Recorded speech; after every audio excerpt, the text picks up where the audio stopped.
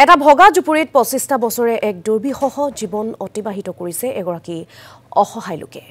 খুমটাইৰ হাউতলিৰ ধুবল তাঁতীয়ে বাগিচাত কাম কৰি থকা অৱস্থাতেই বহু বছৰ পূৰ্বে আঘাতপ্ৰাপ্ত হৈছিল আৰু তাৰ পিছৰে পৰা ৰাজ্যৰ বিভিন্ন প্ৰান্তত চিকিৎসা কৰি আৰোগ্য নহল লোকজন। চিকিৎসাৰ নামত সকলো সা সম্পত্তি বিক্ৰী কৰি সৰ্বস্বান্ত হ'ল পৰিয়ালটো। দুবেলা দুসাঁজ খাবৰ বাবেও হাহাকাৰ অৱস্থা পৰিয়ালটোৰ মাজত। উপায়ন্তৰ হৈ চৰকাৰ তথা আন লোকৰ সহায় বিচাৰিছে পৰিয়ালটোৱে।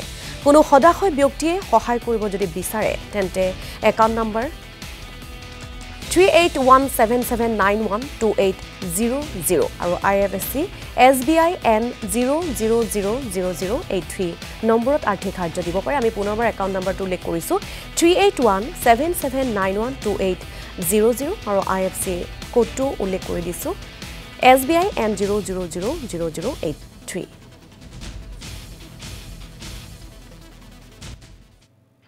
ধুবল তান্তি কি হৈছিল আপোনাৰ? মই বাগানত কাম কৰিব অৱস্থাত ভৰিটো পিছলি খাই পৰি গৈছিলোঁ আৰু সেই পৰাৰ পিছৰ পৰাই মানে মোৰ এই অৱস্থা। এতিয়ালৈকেও মই আৰোগ্য হ'ব পৰা নাই। যি টকা পইচা আছিলে চব ধ্বংস হৈ গ'ল।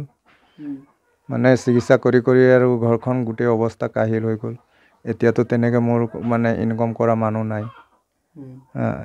এটা পাৰ্মানেণ্ট কাম আছে, বাগানতনো কেইটকা হাজিৰা, 200 টকা হাজিৰা ঘৰখন চলিবলৈ নচলে 5টা পৰিয়ালক।